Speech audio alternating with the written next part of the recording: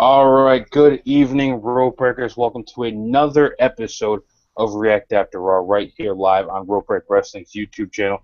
Thank all of you for tuning in tonight and for also tuning in last night to our prediction show, to our live reaction show to WrestleMania 31. Speaking of our reaction to WrestleMania 31, we didn't really get to do that last night. We were kind of crunched for time, had to get our prize winners out. We hope the prize winners got us their shipping information today. If you didn't, sorry, no dice, no prize for you. We'll save it for next time, and we'll keep it for ourselves. Either way, before we jump in here, let me introduce to you the panel tonight. Of course, the one and only, the greatest talker in rope break wrestling history, Matt Donato. Matt, what's going on, my friend? Oh, I'm excited to be here. I don't know about greatest talker. I appreciate it. Maybe the longest talker. Longest talker. But I mean, I guess we could say that. Longest talker. I gotta say that I think this is the greatest panel that React has ever had. This is sometimes the only panel that React ever has, but it works. It's a good panel. It A good works. panel. It's We're damn, entertaining. we're damn good at what we do. And if you don't like it, well, go watch Cole talk on Raw. I don't know, maybe you find that more entertaining. But either way, we do need to talk about WrestleMania because it was one hell of a show. And if you guys didn't see it, Aussie posted his review of WrestleMania. He was supposed to be on the show tonight, but unfortunately, real life calls. He can't be here, but that's okay, Oz. You get some good sleep, man. Rope Breakers, make sure you go check that out. Oz gave WrestleMania, I believe, an A++. That's how good it was. I Now, just want to point out I'm getting breaking news that Aussie was actually F5'd by Brock Lesnar this evening, and is currently being driven to the hospital in the back of an ambulance. I will continue to update you as the night goes on. that is some I'll do it Byron Saxon style. That is some shocking information that we've just learned right here, right now. All right, either way, let's talk about WrestleMania. Guys, make sure you go check out Aussie's review. I do have a big question for you and Aussie, and hopefully he answers this Thursday on the Sharpshoot. But Matt, I basically want to give you some time here to talk about WrestleMania. I want you to talk about the highs, the lows, just your overall thoughts on it, and then I'm going to shoot the question that I have for you. Oh man, that's kind of dangerous. You're gonna give me time.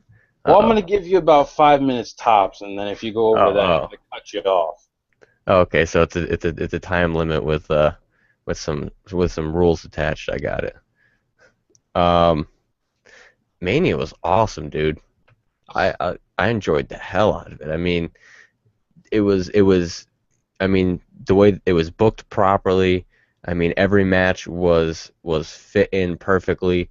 And I was talking to Oz earlier today, and I completely agree. He was talking about how, having the Andre the Giant Battle Royal in the pre-show worked way better, because think of it this way: if you had that, during the actual show, it would have either cut out matches, or they still would have tried to fit in all of these matches, but they wouldn't have been as long, and most likely not as good. So I think that was a smart decision putting that on there. I think, man, there's so many highs for this WrestleMania. It's really hard. I'll start with the lows for me. I think there's only two lows, um, and they're not really even lows. They were just kind of not as good as everything else. That's the best way I can put it. And that's Cena, Rusev, and Undertaker Wyatt. I'm going to start off with Undertaker Wyatt because I can already hear the collective moans. You said something bad about the Undertaker? This guy sucks. No, the Undertaker looked awesome. Taker looked, in my opinion, the best he's looked in a long time. In fantastic shape. The match itself just didn't feel like an Undertaker match to me. And a lot of that has to do with Bray Wyatt being injured. Uh, nobody's fault there. He did what he could. I got a lot of respect for Bray. Knowing that he, from what the rumors are saying, him being in a lot of pain before going out in that match, and then still Absolutely. going out. And also even pointed out that I didn't even notice this, but after the match was over, you can see him limping on the way back. Well, I noticed when he got into the ring, it was on the right foot, I believe. When he went in through the ropes, you can kind of see him slowly turn and position his foot so he can walk forward. So really interesting that he was able to go out there and really kick some ass. Yeah, I mean, for what it's worth, I was really impressed with the match, knowing that Bray Wyatt was injured. Really impressed with the Undertaker, knowing how old he is, how long he's been doing this, and being able to come back after those concussions. And nobody really believed he could do it. We had all the naysayers. Oh, he's too old. He looked terrible last year. Um, and he really kicked ass. So that was one of the lows, and by low I mean just not as good as the other ones. And Rusev Cena, again, not a bad match at all. I know a lot of people are pissed off at the finish. Uh, I'm not a diehard fan of Cena's. I lied. I'm wearing a shirt right now under my hoodie. No. I, I don't mind him being U.S. champion for the fact that it makes the title look good. Uh, and as long as I can keep him built up on Rusev, I'm cool with it. The match, I don't think the match was as strong as most of the others on the card, but at the end of the day, still not a bad match. Um, as for the highs, obviously you had Sting, Triple H, which I thought the match itself obviously wasn't as great, um, but the in-ring storytelling really elevated it to that main event WrestleMania level. You had DX coming out, then you had NWO coming out. It was the Monday Night Wars. Aussie said it perfectly on the React show last night, which is on YouTube if you haven't seen it yet. You know, he said the Attitude Era mark inside of me is marking out right now. Uh, I think we all were all on our feet, seeing Hogan coming out with the NWO. I know that's one of the reasons I marked out because last time NWO had a reunion, he didn't really. I think he was wearing the shirt, but it really wasn't NWO Hogan. But then seeing him come out, it just was an amazing feeling. And then HBK, uh, the whole match was great. I understand people's frustration, and I'm a little bit. I think some of it had to do with the fact that they weren't sure what was going to happen with Sting, so they kind of wanted to save their asses, and it makes sense. I don't think it was that bad of a finish. Um, and then obviously, um, the Divas match surprised me. I know that they all have talent, but I'm surprised they really didn't give them that much time. But it felt longer than it was. I don't know. Did you feel that way too, or is that just me? I felt like it was long enough where they could get in there, have a match, tell a good story with what they can do within the Divas division. I mean, I think Nick said it was only something like 6 minutes and 49 seconds. That's excluding the entrances. So just the in-ring time was just a little close to 7 minutes. We've seen longer matches on Raw. If you take out the commercial break, sometimes these matches are 10, 15 minutes long, but we don't see the whole match because of the commercial breaks. So really interesting to see that it was only close to 7 minutes on the card. Yeah, I agree. When he said it was, you're right. I think it was around 6 minutes, 7 minutes. When he said that number, I was like, really? It was only that long? It definitely, by what they were doing in the ring, definitely made me feel like it was longer. Give them props because I thought they did a solid job. Um, Man, I'm trying to think of the other matches on the card. There was just so much. Uh, Obviously, Randy Orton and Seth Rollins. That was a phenomenal match. I like that they. It makes sense, and now that I'm thinking about it, I think I should have figured out that they were going to have him cash in because they started the match so early. That kind of goes without saying that they're going to have him come out early, so that way he's rested enough to come out and wrestle again. Um, but that match was brutal. RKO at the end. I think I've rewatched that RKO like 10 times. Uh, just fantastic. His best one yet. Just phenomenal. Both guys put on one hell of a match. It was just amazing. And then I think the highlight for me, the best match going, and I think most of us agree. I don't know, maybe it's different for you, but I think that main event, because of the fact that I was so surprised by how well done it was. I think that's what makes it the highlight for me. Because on our round table, we were all going around. I said Rollins Orton was going to be the show stealer. Oz said that too. I believe I don't remember what you said. I think you said Undertaker. No, Um, I said that Rollins and Orton was gonna steal the show, and I think that main event really shocked us. I think, and that's for me why it was the show stealer because of the fact that I wasn't expecting it to be that good. Um, you know, Reigns really went out there and took an ass kicking. I mean, the guy got. I mean, you can call wrestling whatever you want, but that match was anything from fake. I mean, the hits that he was taking, the bumps he was That taking. that was that was basically a UFC fight inside the squared circle. It was just that brutal, and It, I really think that while they were playing this match, they said let's go out there and let's have a fight, let's have a real fight, and yeah, you really got to give it up to Roman, you really do. yeah, you have to give him credit. I mean, the guy took a beating. That clothesline, oh, still gives me chills. That clothesline he took from Lesnar on the apron, oh, that was brutal. It was almost like because he hit Reigns with his knee, busted him open a little bit. I think he bloodied his nose. Uh, and then he just clotheslined the hell out of him. Like he was taking suplex city, bitch. He was taking suplex after suplex after suplex.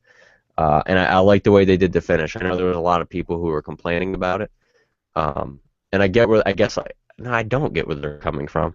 Actually, I'm not even gonna lie and say I'm trying to understand where they come. I don't get it. Like there are some people saying that Seth Rollins shouldn't have cashed in. Seth Rollins should have been stopped. Like everything they did there for me was perfect. They kept Lesnar safe. I think it's that people always want to find something to nitpick, Yeah, no matter what it is. I mean, I know we've done it before, but I mean, just compared to some of the things we see in, our comments section, like people just want to find something to nitpick, to not like, to not give credit to WWE, and, say, hey, good job on, putting on a good show. So I feel like, they're upset with the finish because, it didn't go their way. They want to find something wrong with it so they can continue to harbor this, discord towards WWE. yeah, absolutely. I think that, like I said, to me it was perfect. They were able to protect Lesnar's build. Lesnar still looked like a badass. I think they kept, they elevated Reigns without elevating him too far because I think everybody was worried about him getting the title and not being ready. I think they were able to do something that not only protected him from that, but also made him look more of a badass. To me, he's not over yet with me. I'm very very finicky when it comes to that kind of stuff. I respect the guy. I, I know he wants this. I know he's trying. Nothing against him personally. I'm still waiting. I'm still thinking that since Lesnar is now uh, suspended indefinitely and whatnot, that Heyman needs a new Paul Heyman guy. So WWE, if you're watching, I think that'd be the smart move. Um, but yeah, I think now that Lesnar's technically, I guess, babyface now, um, that would be a good move. But anyway, I think the finish was perfect. They stopped it halfway through. There was a lot of awesome moments, a lot of awesome spots. That spear at the end was brutal, and you know everything happened and everything worked out perfectly, minus the pyro not connecting. But we're not gonna talk about that. Um, yeah, I just thought the finish was perfect. Rollins ending with the WWE Championship. Um, Brock Lesnar still looking like a badass. Roman Reigns leaving looking like a badass. I think everything was perfect. Mania was, and the entrances. Holy shit! Triple H's entrance, that was badass. Bray Wyatt entrance, Sting's entrance. I still don't really get Sting's entrance, but I don't really get how those two things correlate. But WWE apparently gets it. So if anybody out there understood that or got why they did that, honestly, let me know because I'm still kind of confused. Um, I thought Bray. Here's a question for you. What was your favorite entrance? Because there's a lot of really good ones. And I think this one might be a little underrated because I don't know. I just thought it was so cool. The fact that Bray Wyatt entrance was probably my favorite, and I'm not saying that because I really enjoy Bray Wyatt, but it was just cool the way that they had that set up. The way I don't know though because Rusev was pretty sweet too. Damn, now I'm contradicting myself. Oh, there's people watching. I I feel like out of the grand entrances, uh I feel like Wyatt had the best one. I mean, you had Triple H, you had the Terminator, and you had Arnold Schwarzenegger in there for the video package, and then you had Sting with some kind of I don't know, some kind of summoning ritual or something. I don't really know what it was. Um, you had Rusev had a pretty good entrance, but I liked Wyatt's because just I don't know, it added some intrigue to his character. Kind of bringing I guess Scarecrow's inanimate objects to life because of whatever powers he holds within the realm of WWE. I just thought it was a cool way to do things. Like he just has this I guess legion or an army of the undead that follows him where he goes. Absolutely. I think that's what really sold it for me is it fit with his character, whereas like Triple H's was really cool and I dug the hell out of it, but it really didn't have anything to do with Triple H. They were kind of just promoting Terminator. Right. So it really didn't have anything to do with him. Rusev's was cool. That actually did have something to do with it, and that's why I'm kind of mixed between the two because Rusev came out in a fucking tank. Like, how can you like not love that? Like, dude drove a tank in. Like how do you lose the match when you drove in a tank? Like that should just be an automatic. He wins. He shouldn't even have to wrestle. It's just automatic. Cena gets disqualified just because he rode in on a tank. So that was pretty badass too. That had a really cool feel to it. I think I'm gonna call it a tie between those two. I can't decide. They were both badass because they both fit the character. They both kind of built the character, made Rusev look wicked big. And Bray Wyatt too, and made him look even more powerful by bringing these inanimate objects. So they kind of worked in and kind of there was character development involved with these entrances. So that for me is why I dug those the most. But All right. Now let me ask you this question. I've been thinking about it all day, thinking about it in my head. I really got to ask you. WrestleMania. It was good, right? it definitely was. All right. So do you think it was good because it was actually a good show, or do you think it was good because the build was not as great and the show exceeded the build? That's a And good so your question. your expectations were lowered, and then you saw the show and you were shocked at how good it was, and that's what made it so good. Or was it just a good show in general? Same question to you, man. Hope to see you answer that on the Sharpshoot this Thursday. Oh snap! Calling you out. You better answer that shit. Get out of your John Cena footy pajamas and get cracking on answering that question. Um, no, but seriously though, it's not John Cena footy pajamas. It's Sheamus. Um, I think I don't know. That's a good question. I think a little bit of both. I think the fact that I think the build was so lackluster, and we're kind of going into it with such low expectations. We're like, God, this WrestleMania is not going to be that good. And then I think the fact that it was actually a good show. I think it was kind of a little bit of both. Um, I felt like this year's WrestleMania. I felt like they portrayed it as it had a big show feel. Like I loved last year's WrestleMania. Nothing to take away from that, but I didn't get the same feeling last year as I got this year. Like this year felt like WrestleMania. Last year's felt like a really amazing pay-per-view. You know what I mean? Like it didn't have Right. the same WrestleMania feel. This one felt like holy shit. Like this one can go up with all the other amazing WrestleManias. Um, I just felt like it had that big feel. They put so much time into the theatrics of it. Um, it really delivered in that aspect. The storytelling was on point, and the booking decisions were just they were spotless. Um, Everything just seemed to fall into place, uh, except for the two cameramen that kept jumping in front of the fucking can like right in front of the camera. Like, what are you doing, dude? Sound guys, whatever they were.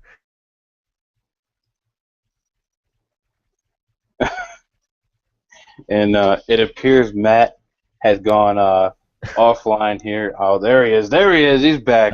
He's back. I'm back. I'm back. He was frozen. He was It frozen it for a little it bit. it only froze for a second. Uh, It wouldn't be a show if Matt didn't freeze. yeah, it's my gimmick. It's what I do. Um, But no, WrestleMania I think was just they exceeded our expectations because they were so low, but in the same sense, they really went all out with this one. They really thought it was really well thought out, really well planned. Um, so I think it definitely is a little bit of each. Um, and yeah, I was just impressed with it all the way through. I don't think there was a bad match in the bunch. I think it flowed so well. There was so much continuity. Everything came full circle.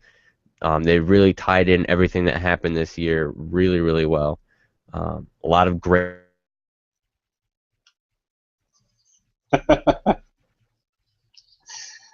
Oh, Matt is Jesus back. Christ! Like I don't, I don't know. I don't even know. I'm not even using the same webcam anymore. Oh Lord, I'm telling you, All right, all right. uh, Time Warner Cable's getting an F5. Kyle wants to know What do you which want to know, Kyle? WrestleMania was better, this year or last year. Quick answer. I I think I just said that, Kyle. This year's. Damn it, Kyle. Damn it, Kyle. Pay attention to the show.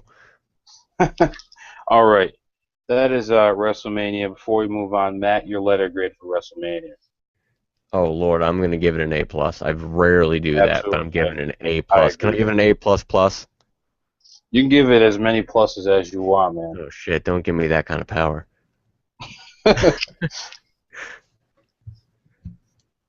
No, but yeah, I definitely agree. Definitely an A plus show. WWE did one hell of a job at really giving us something special this year.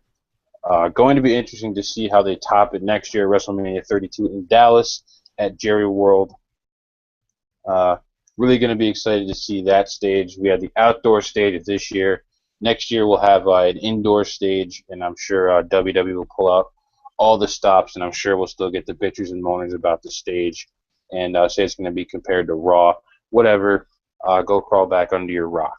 Either way, it is time to move on to Monday Night Raw now, which is what the show is about, React After Raw. But we still had to talk about WrestleMania because who's not talking about WrestleMania? We're still going to be talking about WrestleMania next week and the week after, and it's still going to come up around SummerSlam. But either way, let's talk about Raw. Of course, the Raw after WrestleMania is just as big as WrestleMania. It's always a great show. And who other than Brock Lesnar kicks off the show? What a great way to start the show. Brock comes out in full on fight gear. He's ready to fight to get his championship back. He wants it bad. And Steph tells him that, hey, you want it, you're going to get it. But, you have to wait until Seth Rollins gets here from his flight from New York City. And I really liked how during this segment, Steph was selling that arm injury from WrestleMania after she, got locked up by Ronda Rousey. That was really good. Lots of good chants going on here. The crowd was hot. Um, so Matt, man, your thoughts on Brock Lesnar coming out ready to fight? I thought it was I thought it was pretty badass. When I saw him coming out, I'm like, wait, is he gonna fight? I'm like, why doesn't he have his shirt off? Or why doesn't he have his shirt on? Yeah, as soon as I saw him coming out, he was ready to fight.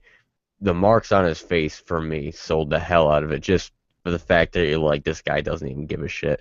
He's coming in to just break people. Yep. Um, oh yeah, I was pumped right away. I'm like, oh man, he's coming.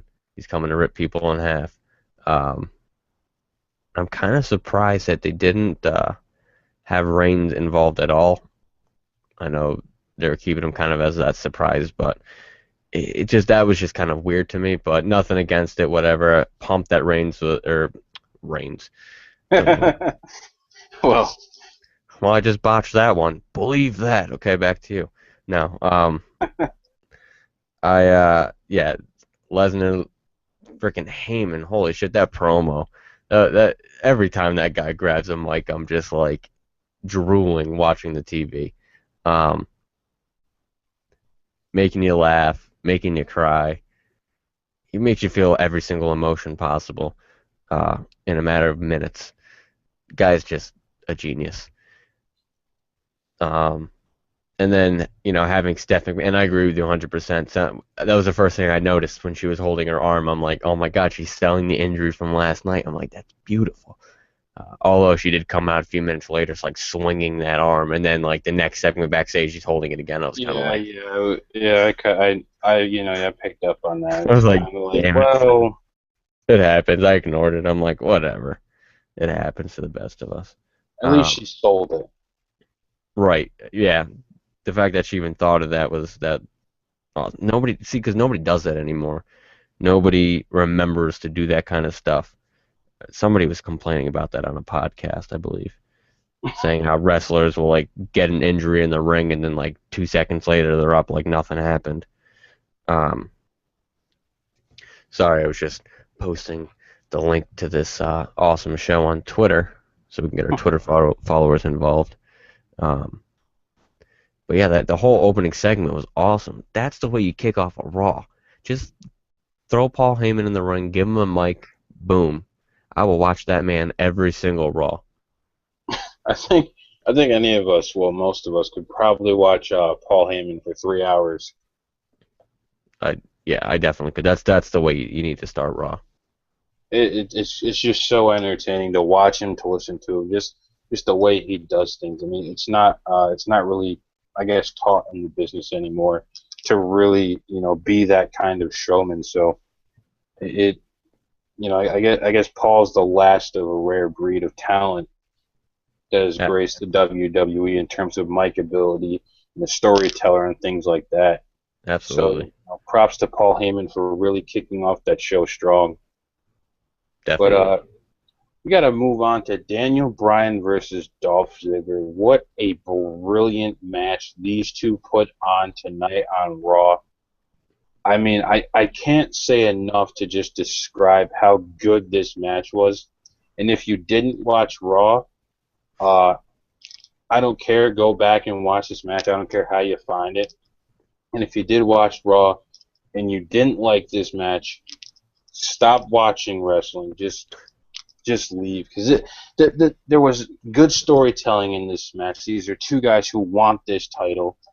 They're willing to give it their all to get this title. And then, of course, on top of you have really technical wrestling going on in this match. You have the chain wrestling and the submissions and the lock. Just lots of good stuff going on here in this match. And it just told a great story over this.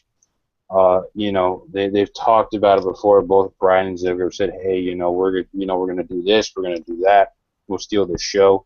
And they showed tonight that they really can steal the show. They did one hell of a job in the ladder match at WrestleMania, but now this rivalry continues, and I'm really excited to see where it goes. It'll probably go to Extreme Rules. Hopefully, we get some kind of good stipulation in there. Hopefully, not another ladder match. That would be kind of redundant. So, Matt, you're the man who knows all about wrestling.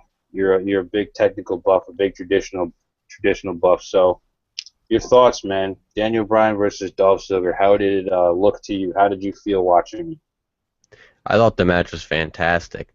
Um, if I'm gonna be that guy who's gonna critique it, I mean, it was a beautiful match. There's no denying that. Um, I got to be that guy though. I feel like when Dolph Ziggler wrestles, like he wants to do everything, like he wants to just make sure that everything happens, and I feel like he goes a little bit too quick sometimes. Just from my personal standpoint, not taking anything away from the match. Don't need people Right. tweeting I me mean, and we've talked about that before here on the show. right. Yep. I just feel like it was a little too fast. I wish they had slowed down a little. Not, I'm not talking like make it like wicked slow, but I mean just a little bit. But that's not taken away from the match. The match was still fantastic.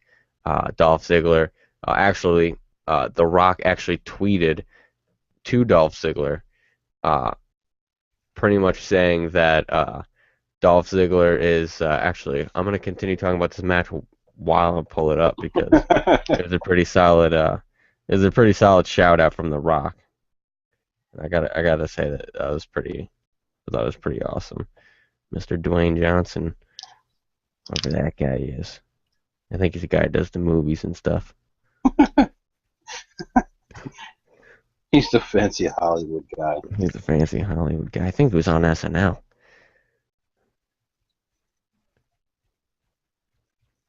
Let's see. While Matt is pulling up the tweet here from Dwayne The Oh, Rock oh, oh! Johnson, I found found it. it. The Rope Breakers continue to comment in the comment section. Like, share, subscribe, do whatever you want. All right, Matt. All right, I found it. Uh, if you're just tuning in, The Rock tweeted at Heel Ziggler and he said, "You're the best, man. Class act, always with a smile and working your ass off. Company's fortunate to have you." There Big, you go. big tweet from The Rock. That's pretty fantastic to have a guy like that to say that the company's uh, Dolph Ziggler is the man. But I can understand why people didn't like this match. Daniel Bryan is pretty overrated. Um, that was a joke, by the way. Daniel Bryan is the fucking man. Go watch some Ring of Honor. Go get some culture. Well, I feel like in that situation, you could kind of do what Paul Heyman does when people say to him, wrestling isn't real. And because they Exactly. usually don't have an argument to back it up. So Daniel Bryan's overrated. And, I And mean, yep, they don't really have anything else there they to just like really to back that up. they just like to go against the grain. He's very popular, so we can't like him. As Aussie coined the phrase, wrestling hipster. But this match was fantastic. I really thought both of these guys did a great job. Really great representation of the Intercontinental Championship. My favorite title, personally, just because of the history behind it. I like the way it looks. Um, just a fantastic job. I did have one really big gripe from the WWE. Uh, I know they were coming back from commercial, but I felt a little annoyed that they didn't show Daniel Bryan's entrance. They cut the commercial and came back and he's already in the ring. That annoyed me as being a traditionalist because it was like he just won that title. You need to give him an entrance. You need to show him coming out with the title. Dolph Ziggler can already be in the ring. He's the challenger, but you need to have the champion coming out. You have to like have that brief pause, that moment of he's coming out, and then his music hits, and then he comes out wearing the title. And we didn't get that. I thought that was kind of a misstep by the WWE. That's kind of a mistake. Got a little annoyed when I saw that. But it is what it is. It's in the past. We can't go back unless we find a flux capacitor first. Absolutely. All right, so Kyle asked Alec, can you do your beard like Sheamus does now? Absolutely not. I will never subject my beard to such torture. Sorry, Kyle. But hey, if you want to grow yours out and do it, I'm all for it, man. John Coffer wants to know, you may have covered this already, but what about all the legends congratulating Daniel Bryan after his victory last night? That was a good Uh, point. I loved it. I love that, you have all these past legends, Flair, Piper, Steamboat, Bret Hart, all these guys just coming and saying, hey, good job. You did it. You got the job done. You're good. Really putting Daniel Bryan over, putting the Intercontinental title over. It was just a good segment overall. Nice to see all the legends there at once out of WrestleMania. So I love that segment. Yeah, I did too. I thought it was awesome, definitely awesome. And a little known fact, I don't know if anybody knows this. I don't even know if you know this, but apparently, when Bret Hart came out and was shaking Daniel Bryan's hand, he actually said 4 out of 10 under his breath. Jesus. That's a joke. Oh, He didn't actually all say that. right. Uh, That's enough of that. it was a good segment. I thought it was awesome. Definitely a great way to, they're really trying to revitalize that title, and that's about, having all the legends there, and that was a good way to include them because there's no way to put like Pat Patterson in the frickin' Right. in WrestleMania and like include him somewhere. So that was a good way to include all those guys, and then Ron Simmons at the end. That was just, I loved this segment. It was awesome. Absolutely. But moving back to Raw, and speaking of Sheamus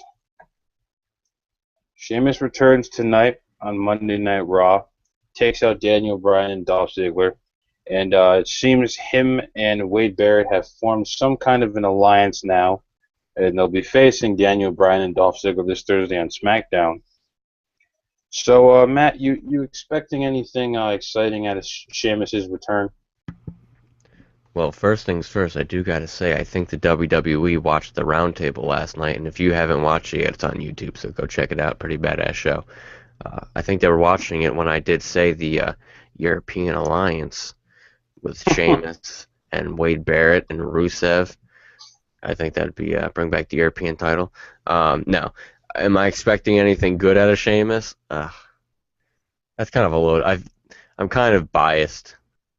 It's kind of hard for me. I'm not a fan of Sheamus. I don't really care for him. I think we're all biased here at Rope Break. I mean, we're just not fans of Sheamus. We don't click with the guy. Uh, I mean, he's had good matches with the right person, but other than that, nothing really clicks for him with us. For me, he kind of reminds me of like an Irish John Cena, and no offense to any Cena fans or Cena in general, it's just the way that he goes about doing his stuff is very, very. He's got a very confined move set. It's very, very um, like predetermined kind of move set. Like he already knows, like it's the same moves over and over. It's very his reactions are very cartoonish. He's not really believable for me. Um, and I think that Mohawk is going to turn that right around. I'm going to go right out and buy. I think I'm going to go out and buy a Sheamus T-shirt now. Uh, that was just weird to me. Maybe it's something I got to get used to, but not being a fan of Sheamus, I don't really think that's going to happen. I don't know. I just felt the whole look. I love the crowd chanting, "You look stupid." the I was dying. crowd That was was. the crowd was absolutely great. Oh, the crowd is fantastic, just like every year. I mean, the crowd was on point. Uh, Yeah, the haircut was stupid. I was saying to you before we went on air, I think I disliked the hair way more than I disliked the beard. The beard was all right for me. I mean, definitely not my favorite thing, but the mohawk just it didn't fit him. It just looks weird. I don't know. It was an odd choice. It makes me wonder, did he decide himself, oh, I'm just gonna shave my head. I'm gonna have a mohawk, or did the WWE like Vince be like, give this man a mohawk. He's gonna be a heel. Heels should have mohawks. I'm sure there was some input from WWE officials, and John Coffer says King Sheamus is the best Sheamus. No Sheamus is the best Sheamus. If we're gonna Well, really actually, go there. I gotta kind of agree with him a little bit. I agree with you. No, Sheamus is a good Sheamus, but I, I I don't know. King Sheamus, I think he was at that cusp where something good could have come out of that, because that was like right when he was getting ready to feud with Triple H, and they were really kind of going into it, and he was a really That, solid heel at I that can point. see that. But I mean, then they went nowhere with him, and now we have Mohawk, braided beard with beads. Sheamus, The Celtic Warrior, he's back. He's a heel. He's a warrior. He's gonna kick some ass. Uh, and I think Village he is should. village. I don't know. I don't know. I think he should have said more than "I'm back" and then just dropped the microphone. I don't know. I felt like he should have. I was expecting more. Um, but I don't know. We'll see. We'll see. It's too early to tell whether or not they're going to do anything with him. They seem to be putting a lot of stock back in him again. They seem with all Well, the vignettes and the rumors, the news rumors said that they want to make him a big heel in the company, and they might as well, seeing as how Seth Rollins is practically a face at this point. Um, well, I don't know about that. I mean, he got huge pops tonight, but that's just because there's a lot of yeah, smart that fans is in the because crowd. it's yeah. So it may change next week. I think it's from Austin next week, so I that think could change next week. I do think Lesnar is pretty much a baby face now. I think Oh, him Lesnar's the bona fide battle face. battling the authority, going against Stephanie, that huge pop from the fans. I think he is going to be pretty much a face now. Yep. So you lose that monster heel. So you do need somebody to fill that spot. Is Sheamus the guy? God, I hope not. Um, that's just my opinion. Nothing against the guy. I just don't. If you like Sheamus, that's very sad, and I'm sorry for you. No, um, that's just your opinion. I just don't care for him. And John Koff says, kind of like Cesaro from last year, went from nowhere with his victory. Absolutely. He won the Battle Royal, and then nothing happened with him. And Vince says he doesn't know what's wrong with Cesaro, if it's because he, doesn't speak good English or whatever. Because he's Swiss, damn it. Because he's Swiss, whatever. Uh, Dad millennials, either way. We're not going to get into it. We're going to move on now to that tag match with Cesaro and Tyson Kidd with the Ascension and facing the New Day and the debuting Lucha Dragons, who did one hell of a job on Monday Night Raw, especially Kalisto, really killing it out there. Such a wonderful young talent to watch, doing such a wonderful Lucha talent to watch in the ring, because we really don't have that anymore. Ray's gone. He was the biggest Lucha star WWE's ever seen. So now you have Kalisto, who's really just something great to watch. He was good down in NXT, but tonight he really pulled out all the stops. So I don't want to talk about the match itself. I mean, we had the New Day sucks chance. Hey, you guys were wrong. New Day sucks. It sucks. It leaves us when you watch them. It leaves a sour taste in your mouth, and your eyeballs hurt a little bit because you look at their ring gear, and it's just like last night. It's so blinding. You had like the silver and lime green. It just hurts your eyes. And then when Uh, you watch them in the ring, you just kind of you just it's just a bad taste in your mouth because you like I know said, these guys could be better, but they're not. yeah, like I said to you last night, it at least for me, Xavier Woods kind of looked like Kind of looked like your internet going out again. I don't know what's going on. Matt just keeps cutting in and out here on React After Raw. And of course, he's back yeah, again. yeah. I'm back. I like leaving people. I like leaving. I do this on purpose. People think it's my internet. That's what I'm leading them to believe. I have a button that makes me freeze just to keep them in suspense. No, I really don't. My internet blows. Um, but no, Xavier Woods to me, and I mentioned this to you last night, and I mentioned this to us today. He looks like a crossing guard in his new outfit. Like I feel like he's about to go and direct traffic. Like, he doesn't seem like I don't know. I just can't take him. Like I don't mind Kofi. Like Kofi doesn't look too bad in the color. Big E's outfit really, it makes me uncomfortable because the way that it's set up, like the way that his tights are and where they're cut and where the design goes, it like draws you to like his junk. And I'm like, dude, stop, please. we don't want to see that. We don't want to see that. We already had the Colby Lopez situation. We don't need the Biggie Langston All right, situation. yeah. Well, we don't talk about Kobe Lopez here on this show. We All don't, we don't right, talk about that. we may get profane, but we don't talk about Kobe Lopez here. I'm trying to find Biggie Langston. Hold on, let me find Biggie. He put on he he commented on the New Day sucks Oh chance. yeah, New Day sucks up all your. It's like sucks up all your worries or something like All your something. worries and throws him up into a bucket of hope or Yep. something like that. I was like, all right. I like what you did there. Made it a positive. I know Aussie wasn't too happy with the chance. He was kind of getting upset about it, but I'm like, you know what? It is what it is. He felt bad for Kofi and Big E, and Well, he's yeah, you feel bad for the guys, but at the same time, they didn't put themselves in those positions. Creative put them in that position. We could have had a great heel stable between the three, and hmm instead, we just have a bunch of. I don't know what we have there. I don't really know. we have a lot of stereotype gimmicks going on. I guess Um, I guess yeah, we have a lot of stereotypical gimmicks within that stable. yep. All right, so after that match, we get the Adrian Neville vignette.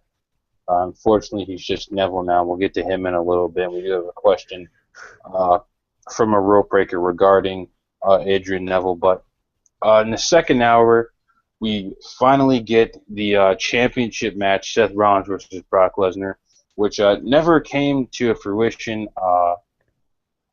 It kind of started. Lesnar beat the shit out of Rollins before he ran away. Rollins playing the cowardly heel, which I think kind of fits his character with the way it is. And then Brock goes on a fucking rampage and destroys everything. He flips the announce table, knocks Booker out, knocks JBL out. He takes Michael Cole and murders him live on television. Yeah, Michael Cole's dead. Michael Cole's dead. He's gone. Forget it. But I mean, somebody had to shut him up, right? And for the one fan that commented on Mitch Dow's post on our Facebook page asking if that actually happened, no, he's still alive. I'm almost positive. He's still alive, but you know, we can hope, right? Yeah, I said that. Either way, and then he destroys a planted cameraman with two F5s, and then gets suspended indefinitely from the WWE and will be slapped with a fine, which Seth Rollins hopes will be seven figures. Uh, I'm pretty sure that's no big deal to Brock Lesnar. Um, but Matt, Brock Lesnar suspended now. The title is here to stay in WWE. When do we see Brock Lesnar next?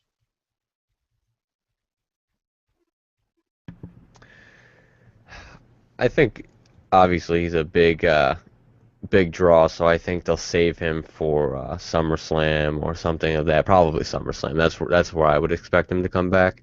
Um, and I don't know what they have planned for him. No, I trying to figure that out. But I like the way that they worked it. That segment was insane. Absolutely.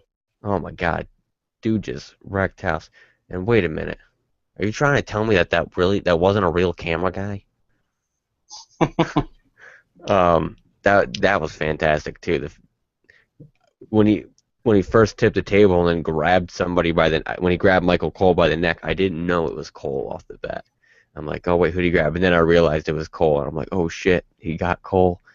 And then I thought maybe he would just clothesline him. I didn't think he was gonna bring him in the ring.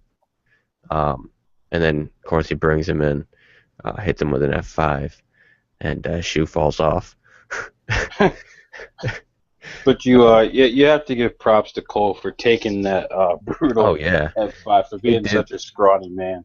It did look brutal too. It looked like he broke every bone in his body when he did it.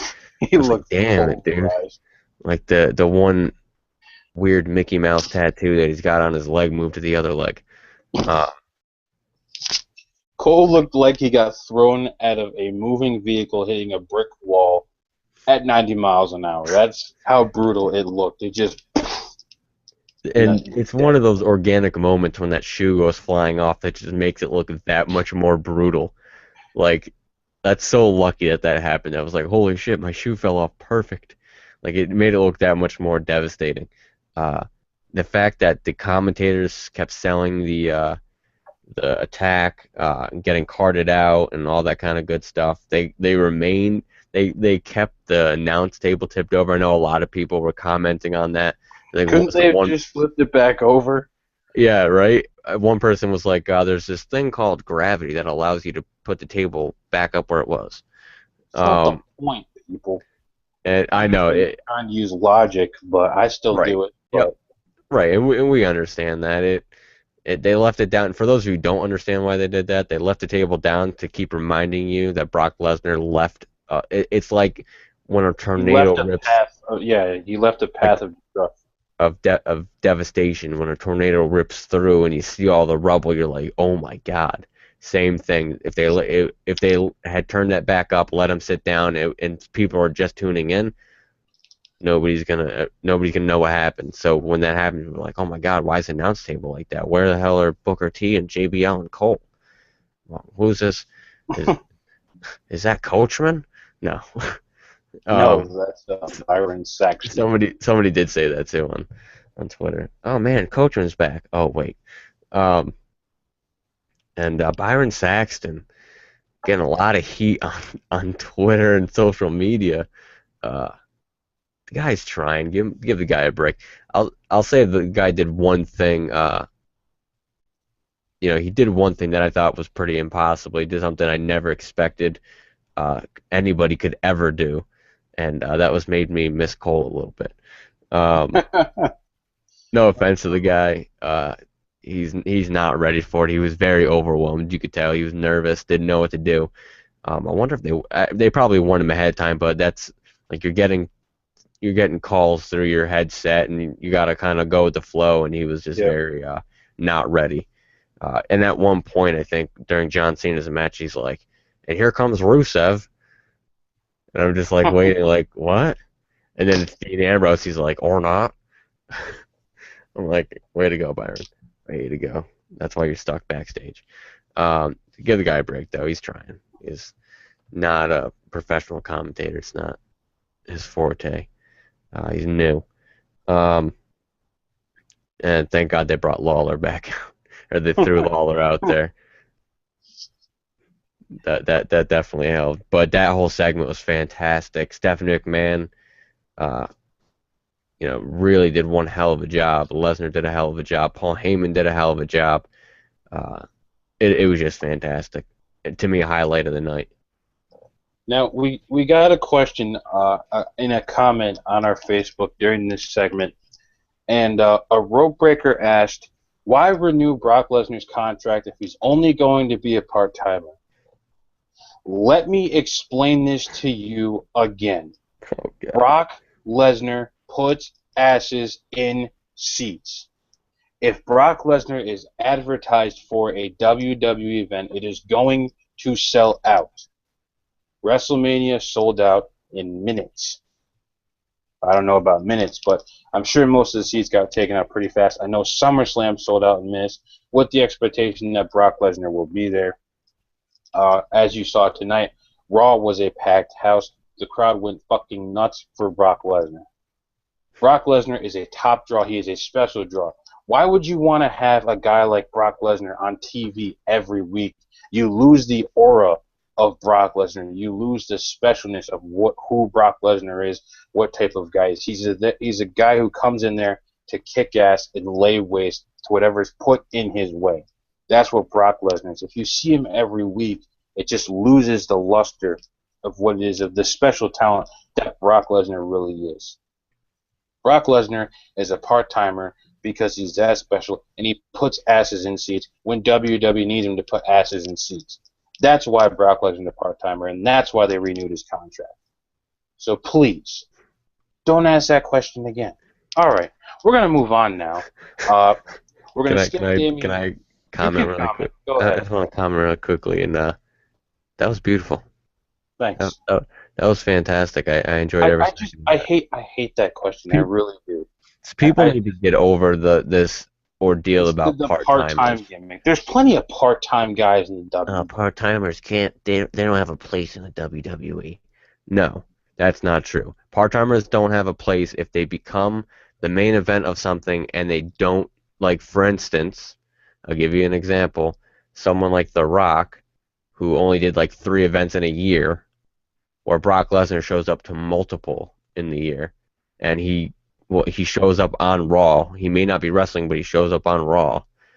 Brock Lesnar is there. He's a part-timer, but he's a part of the story, and it fits his character. And even when The Rock showed up on Raw, it didn't always feel special, Exactly. Like when Brock shows up, you're like, oh shit, Brock is here.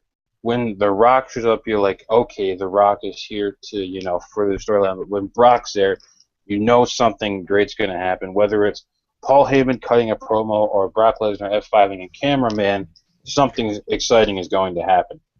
Absolutely. And here's another thing to think about, too. Brock Lesnar gives you the feeling that he's here to stay. Where when you have a guy like The Rock, he has other things going on besides the WWE, so you feel like he's going to come to Raw, cut a quick promo, get on the next jet, go to Hong Kong or where the hell he's got to do some kind of press conference, and he's going to fly here and do a movie. So he's got so much on his plate going on, WWE is not his top priority right now. Brock Lesnar, who just signed a deal with the WWE and then said that he's not going to be in UFC or MMA again, he's done with that. He said, I was born to be an entertainer. He's in this for the long run. So you can't even really, yes, he's not there all the time, but I'm going to be honest with you, as a diehard fan, as a traditionalist, somebody who's really, really set on tradition. You can ask anybody, ask Alec. I am dead set on tradition. I'm really, really hard to sway. He's not a part-timer to me. I know he's not there all the time, but because of the fact that he is in the WWE and doesn't have any other prior obligations outside of the WWE. He's not in MMA anymore. He made that perfectly clear. He won't be going back to UFC. He is in the WWE for good. Absolutely. That makes him, to me, not a part-timer. The Rock, a part-timer, he's got other things going on. Stone Cold, part-timer, because he's only going to come back for one match or something like that. This guy's back. He wants to be back. He wants to be there. So that for me, that makes him just as much on the roster as anyone else. And like you said, that makes him, the fact that they don't put him there is what's so special. The fact that he's not there every single week, that is what makes him special. That is what's like, this guy's a main attraction. He's not there all the time. He doesn't wrestle every single Monday if he's on Raw, but when he does wrestle, you want to tune in because it's like, holy shit, this is going to be phenomenal. I think Paul Heyman said it the best. What happens if WrestleMania was every year or multiple times a year? It's not going to be Absolutely. the same because you're going to start getting oversaturated. So let it go. Stop complaining about Lesnar. Stop trying to be cool. Stop going against the grain. Lesnar's a badass. And if you don't like that, I got 2 words for you. Well, I got 3 words for you from Batista. Deal with it. All right, Yeah, that too. time to move on here. We're gonna skip Damien Mizdow versus Stardust and get to Oh Adrian man. Neville's Monday Night Raw main roster debut for WWE, otherwise known as Neville now. Came out with an interesting purple hooded cape. Um, I don't know. I don't really have an opinion on the cape right now. It's it's all right. I understand it, but he quickly defeats Axelmania. Shows off his wonderful, wonderful talent. If you, I mean, I'm sure you've seen NXT, but if you want to see him before NXT, there's plenty of New Japan stuff where he's known as Pac. So go look up Pac versus Kento or Pac versus Prince Devitt, now known as Finn Balor. Lots of good stuff from him. Uh, I won't say it was a strong debut because I mean, he beat Curtis Axel. There wasn't, I don't know. It didn't, I don't know. It didn't really, I mean, the crowd was hot for it, and I'm glad he debuted, but I don't know. It was lacking something. To me, it felt like it was lacking something. I mean, I could be wrong here. But Matt, I mean, what do you think about Adrian Neville's Monday Night Raw and WWE main roster debut? I hear where you're coming from with that. I think with a guy like Neville, um, I like what they did, and I was saying this to Aussie. I feel like they have stock in a guy, and people like to shit on Curtis Axel a lot. They really like to look at this guy and say this guy is not good. See, this is the problem with a lot of WWE fans. When a guy isn't booked properly, they automatically blame the wrestler. They automatically say this guy's no good. Daniel Bryan, you know, there was a point where he was tag team champions with Kane. Oh, this guy's no good. They only base off of what they see in the WWE and they don't expand their minds. And Curtis Axel is fantastic. In my opinion, he's one of the best wrestlers on that roster. Um, he's got a wrestling. He's got the wrestling. He's very similar to his father, and I know it's probably gonna be an uproar. I'm a huge Mr. Perfect fan, so for me to say that means there's stock in that because I wouldn't just say that if I didn't think it were true. Um, so I was saying this to Austin. That they have stock in a guy. That they believe in a guy when they put him up in the ring with a guy like when they put him in with Curtis Axel because they want him to. Curtis Axel, there's a reason when The Rock came back, he chose Curtis Axel to help retrain him and get him back in shape again. Right. There's a reason all these legends come back and they pick Curtis Axel, they pick Joe Hennig, because he's so smooth in the ring. He's got such great talent. Um, but I didn't mind the debut. The cape, I don't know. I'll probably have to get used to the cape. I think I'm going to take the lesser of the two evils here and say that I'm happy that it was a cape and not uh, Not the a not not Mighty Mouse costume. not a Mighty Mouse costume, not like ears. Although I feel like Vince is already trying to get the patent for the Mickey Mouse hats from Disney. Um, you can sell those on www.shop.com. Um, but the name, it didn't sit well with me. Probably something I have to get used to, but I don't like the fact there was no need for it. It was unnecessary. It's the same thing. Alexander Rusev, Antonio Cesaro. To me, there's no need to get rid. The names themselves are fine. I know we got used to Cesaro. We're used to Rusev, um, and we'll probably get used to Neville. But I just feel like it sounds weird. I think it sounds weird for me because Neville is also a first name. Cesaro isn't a first name. Rusev isn't. Right. Neville is the first name, so it sounds like you're using like if his last name was something a little different, it might work. But because it's also a first name, it just sounds weird. Like you're not gonna call Wade Barrett or Barrett Wade. Like, oh, here comes Wade. Here comes Dean. Here comes John. Like, it just sounds weird. Here comes Neville. It just doesn't fit right. And I swear to God, like, I'm not trying to like say I know what's going on backstage, but it just feels like a Vince McMahon move. Like he No, loves the it is. 80s. It is because when he didn't like that Cesaro had Antonio, so he took it away, and he didn't like Alexander, so he took that away. Like, there's nothing wrong with it. Like, it was perfectly fine the way it was. And I feel like he's stuck in the because in the 80s they did that a lot. Like even though it was Hulk Hogan, they called him Hogan. Um, they called Ultimate Warrior Warrior a lot of times. That was pretty much how he was billed. Obviously they said Ultimate Warrior too, but I mean, they a lot of guys just had the one name, and I think Vince really, for some reason, really likes that. But it Well, doesn't for Neville. I think it's because it's easier for the crowd to cheer. It's probably easier to print T-shirts with. Right, I think that's the key right there. I think that it fits better on T-shirts, fits better on headbands, wristbands, rally towels, coffee mugs, Oh, uh, fucking pic- rally towels, man. We're picture moving on frames, there. sunglasses. Uh, what else do they sell there? WWE, they can slap that shit on travel mugs and Just about anything. pens. They're gonna have pens and mouse pads. You can have a button. Um, it just fits better on merchandise. I think that's the ultimate reasoning why. Um, like I said, probably gonna have to get used to it. I don't know that I will. Can't say that I won't. But Adrian Neville's fantastic. I'd see where you're coming from. Not what you would expect from a debut. You're expecting him to come out and have a strong showing against somebody, but we'll probably get that sometime next week. Right. They kind of just wanted to show him off to the crowd, even though most of the fans already knew who the hell he was. But there's a lot of fans watching on TV who don't watch NXT who don't know who he is, so they kind of just wanted to make sure they got all of like his best moves out of the way. Get the what is it, the red arrow? Is that what it's called? Yep. Hit the red arrow, which is a badass move, and then get fans to pop for that. I'm glad they called him up. Great addition to the roster. Now we just need to get Sami Zayn and Owens, and we need to get Hideo Itami out there.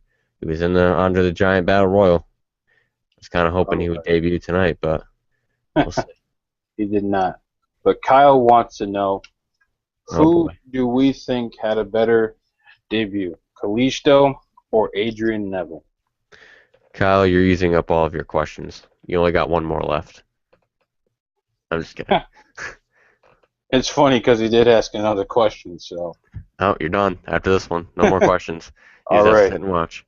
So, who do you think, Kalisto or Adrian Neville? Oh man, Kalisto, I think I by have to far. agree. I really have to agree. I mean, because Adrian Neville's wasn't that long. It was just kind of a quick showcasing of what he can do, and then they kind of had him Right. leave. Where Kalisto actually had a full-on match, actually pinned people who were somewhat important.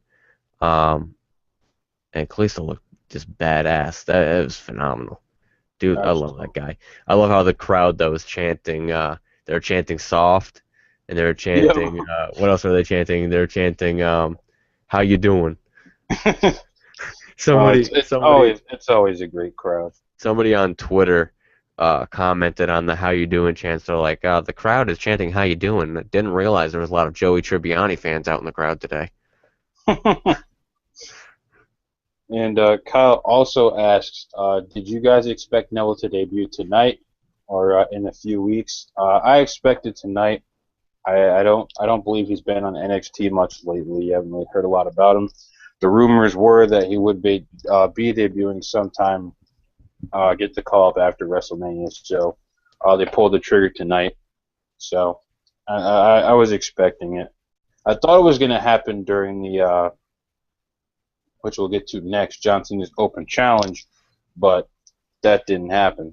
Yeah, I actually didn't expect it at all. I thought because of the vignettes that they were showing, I thought that it was going to be sometime in the coming weeks. I didn't think it was going to be tonight. But hey, I'm glad they did it. I'm cool with it. And I Absolutely. kind of was thinking that he would I didn't know if it was gonna be him. I was thinking maybe Sami Zayn. I thought they would debut somebody from the NXT roster, but then again, I'm kind of glad they didn't because they're gonna have Cena win and having them debut against Cena and then lose. I don't know if that's a very smart decision, so I'm kind of glad they didn't do that. All right. So speaking of John Cena, we move on to John Cena's Open Challenge. John Cena comes out in his brand new gear. The champ is here with the U.S. Championship and his non-matching wristbands, his hat, which just really throws the whole outfit off. And I know that's being really nitpicky, but it really annoys me when like Yeah. these things don't match. Like Like Ryback. a perfect example. That drives me nuts. He's got like orange Under Armour like underwear on. He's got like freaking like yellow under his elbow pads, like hot pink under his tights. His tights are like red. I'm like, what the hell are you doing? Like, who dresses you? Oh man. But yeah, but that's just a little nitpick thing we got there. So John Cena has issued an open challenge for his U.S. Championship, and none other than surprisingly Dean Ambrose answers the challenge. A former U.S. champion, I believe the longest reigning U.S. champion, beating out Lex Luger last year. Oh God, Lex Luger just leaves a dirty taste in my mouth, man. But either way, Lex John Cena Luger. and Dean Ambrose put on one hell of a match. I know people don't like to give John Cena credit, but he really did a good job in this match. Uh, a lot of people are kind of sticklers with Ambrose's moveset, and he really did a good job tonight in this match. Just really loved all the little things in this match. How, John Cena has his never give up gimmick, but then you have Ambrose, who's, a lunatic, and because he's so crazy, he's not willing to give up. And there's the battle of will there in that match. A really good storytelling here. Cena, of course, picks up the win. So, really solid match. Really liked it. Really entertaining all the way around. Lots of good spots. Really, really neat to see Cena kind of rolling out of the ring and taking a break here and there. I know he doesn't usually do that, so I thought that was a little neat thing that they did or had him do during the match. So it makes me wonder. Uh, John Cena, obviously Rusev gets his rematch, but does Dean Ambrose end up, in this as, kind of a triple threat for the U.S. title, at Extreme Rules? Hmm. That's interesting. I don't think it's going to be a triple threat. I do think Ambrose will be he'll reemerge again as a challenger for the title. The match was fantastic. Both guys did a great job. Um, I love Ambrose. Guys, great. Wish they would take him off his leash because what we get on WWE is I can't even Nothing. say watered down. It's like beyond watered down of what and who he is. And I know we constantly say this, but if you're unaware of his work, enlighten yourself. Go check John Moxley out on YouTube. Jon and then Moxley. Fantastic. I mean that the work that he did in the independents compared to what he's doing in the WWE is just not even comparable. It's sad to be honest because this guy is Well, fantastic. it's like he said on that episode of Talk is Jericho. He's never liked the promo that he's done in WWE. He's never been satisfied with the match that he's done in WWE. So hopefully, the powers that be backstage decide to, maybe turn him heel and just let him run wild. That would be that. I was kind of thinking they would do that at Mania last night, or I was kind of thinking they might do it tonight during or after his match. But um, I like the ending. I don't know about you, and I'm sure there's probably a lot of people who didn't like the ending. I actually liked the high five at the end. I think the way that they did it was right. It wasn't just a, shake your hand, good job, both go their separate ways kind of deal. Right. It was more of a kind of like slapped, like they kind of like a little small of a high five, and then Ambrose like looked pissed. that in of itself, the way Ambrose sold after that, he was pissed that he didn't get the title. Like I think he said that's my title, or I want that title, or something to that effect. He like yelled at him, and then he kind of gave him a high five, went over, and then Ambrose was like pissed as Cena was leaving. I liked that a lot because it kind of there's a little bit of storytelling. Ambrose is not finished with that title yet. He wants that title.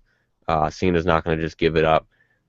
So it makes you wonder, will Cena drop it to Dean Ambrose? I think that's a good possibility. I think he drops it. And as far as Rusev, I don't see Rusev getting it back anytime soon. I do see them starting a feud up with someone else. And I'm going to throw this out there, and I want to know what you think about this. And I was kind of thinking about this during Rusev's match. What would you think of a rivalry between Rusev and Hideo Itami? Hmm. Rusev and Hideo Itami. I can dig it. I think it'd be really exciting to watch just because of the level of athleticism between the two guys. The amount of talent that would be in that ring would just be something phenomenal to watch. I liked it because it reminded me of because I do like watching Japanese wrestling. I like watching New Japan, Pro Wrestling Noah, all that kind of stuff. And a lot of times, even a lot of the older uh, Japanese wrestling, they always had the smaller guy like a Hideo Itami going against these big monster heels. I know Bam Bam Bigelow back in the day, he used to wrestle in New Japan, and they always had him going against these small guys, and it was built very similarly where they had this monster heel just destroy the smaller guy, and the crowd would be like, "Oh my God!" And then the smaller guy would start coming back, and eventually the smaller guy would get the upper hand. And the way that the matches are built, it's just if you've never watched Japanese wrestling or watched New Japan, seriously, go watch. It's interesting. It's really cool to see the way that their culture does things, the way that it's done over there. It's fantastic. If you're a real wrestling fan, you would want to check that out. That's the way I pictured it, having that monster heel Rusev against Hideo Itami, having that, Rusev like trying to destroy him. I just think it would be fantastic wrestling. Rusev, I know a lot of people don't like him. I know there are people who don't think he's that great. I completely disagree. I think he's phenomenal. Oh, I do too. I think Um, Rusev is an exceptional talent. he's extremely athletic for his size. The things that the guy does is just incredible. And I think that Hideo Itami would be perfect. That'd be a great way, I think, to introduce him and keep Rusev a little bit relevant. Um, and I think that could be a good matchup. It just, I'm trying to think of ways that they could bring somebody in or use somebody while trying to keep, because I don't think a loss to Hideo Itami, especially if you know Hideo Itami or Kenta's background. I think losing to Hideo Itami is not a bad thing. Because to be quite honest, in my personal opinion, Hideo Itami is already at that legendary status. For me, Right. anyway, he's already up there with all the legends. It's similar, and I'm not comparing the two, but it's similar to like Bray Wyatt facing the Undertaker. That loss doesn't mean a whole lot because of the fact, facing the Undertaker is really what built him right there. The fact that he had a match with Taker, the fact that Taker was like, "Yup, I'll have a match with Bray Wyatt," because he doesn't just say that for everybody. Right. I think to me it's similar anyway. For me personally, uh, just fighting a day with Tommy or Kenta is huge.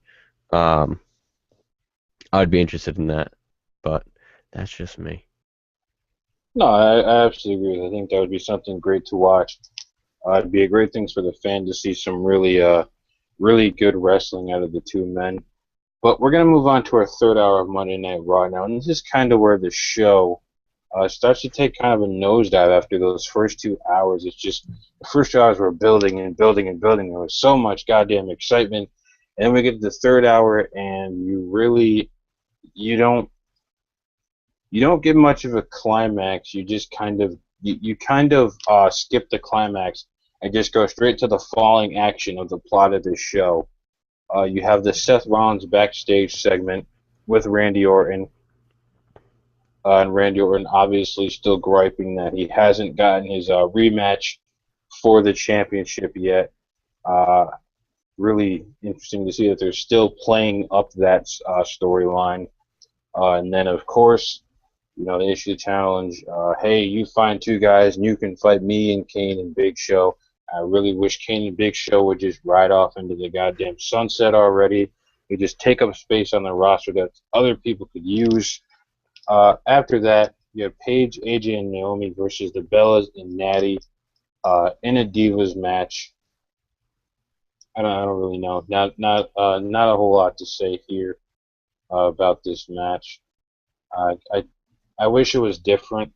I don't understand why Naomi and Natty were in this match. I feel like they were just trying to do some total Divas bullshit again, Yep. unfortunately. So, um, It was just definitely, it was kind of a cluster of a match, to be yeah, honest. I felt there was a lot of like it was very kind of a sloppy match.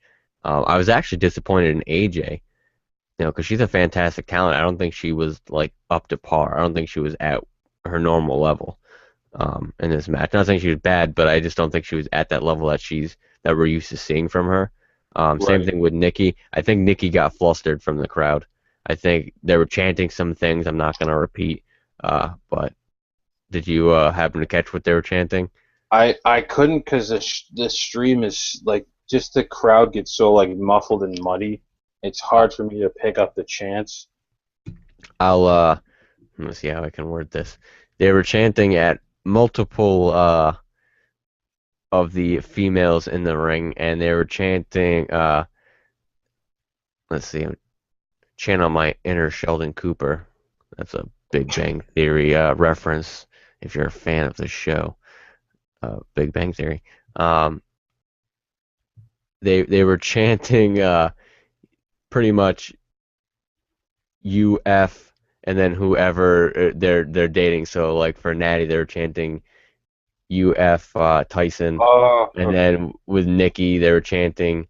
Uh, or no, I don't think I they didn't do it with definitely Nikki. They did it with Brie, UF Brian, and then it was I think it was a UF Uso chant for Naomi, which to me is like that's disrespectful, dude. Like come on, they're trying to do their best, and you're gonna like that's just not cool. Like yeah, we all like oh you guys are cool. You know the ins and outs of the business apparently because you know that they're dating Daniel Bryan and the Uso and I don't even remember which Uso she's married to, but I think it's Jay, right? Jimmy, Jimmy J. One of the two, I don't know. somebody. One of the twins, I don't I know remember. his real name's John, so Yeah, I I don't. don't. One I whatever Uso it is. Uh, that's just disrespectful because they're trying. There was even a CM Punk chant at one point, probably when AJ was in the ring. Um, it they're trying. It was messy. I think they got flustered because of all the chants. Natty was actually laughing at the UF Tyson chant. She actually started laughing in the ring a little bit, which is kind of funny. But I felt it was kind of disrespectful, not cool. Well, Uh, I'm sure everyone in that audience would have liked to F Natty in that outfit. oh Jesus. I'm Oh just good saying. Lord. I know Mitch Dow definitely shares those sentiments. Uh, but I just thought it was a very kind of sloppy match, not anything like you said. Natty, not like they don't do any. I know they're trying to bring the Divas back up to relevance. And if you haven't caught that article, I posted one on Facebook a couple days ago, pretty much saying that uh, since the Give Divas a Chance campaign kind of took off in social media, kind of caught the attention of a lot of the backstage officials, and they kind of want to pump the divas back up again. And the fact that they noticed that oh well, the divas that are on our show, Total Divas, aren't the same divas that are on Raw. So people tuning in are going to be like, what is this crap? And they want to keep viewers. So pretty much the only reason that they want to make the divas more relevant is so that they can get ratings. That's literally the only reason they're doing it, Yeah. which is bullshit to me. It kind of annoys me because these girls are talented. I don't care what anybody says. Nikki and Brie have improved tenfold. Well, I think it's like Aussie said in his WrestleMania review that we are interested in women's wrestling because you don't see enough of good women's wrestling in the Yep. WWE. Yes, we get it in NXT. There's good women's wrestling outside of the WWE, but in the WWE, you don't get enough good women's wrestling, especially with the talent they have now. these women could be putting on phenomenal matches that could outmatch some of the things that the men do at pay-per-views on Raw, on SmackDown. So I feel like WWE needs to really take a step up and put some more stock into the talent of women that they have on their roster. It's ridiculous that they don't do it at all. I completely agree. And I thought it was weird that they didn't debut a diva in it. Like Charlotte's been off TV for a while. Like, why didn't they just include I her? honestly, I thought Charlotte was gonna debut during the Divas match, and I'm like, oh, it's probably gonna be like a Divas match with like Nikki versus somebody, and then Charlotte will show up and go after Nikki for the title. I thought Charlotte would be debuting, but I guess not. Yeah, I thought so too. And then having AJ wearing the Bailey shirt, that was Right. interesting to me. I thought something was going to happen. Why would she come out with that shirt? I thought something was supposed to happen or something was going to happen. Obviously nothing did happen. Um, but I thought that was interesting. Maybe a little shout out. Well, I'm kind of curious what that was about. Why she ended up wearing that shirt? Maybe it was the only clean shirt that fit. I don't, I don't know. Well, Like, get out there, and they just threw her that shirt. there was a picture of her and Bailey together, and Bailey had the shirt on. So I don't know. Maybe AJ picked up the shirt and decided to wear it on Raw. Either way, John Coffer says he did like the Bailey shirt. But quickly, just Goldust versus Rusev, just kind of a quick way to make Rusev still look strong. Yep. Just beats the shit out of Goldust.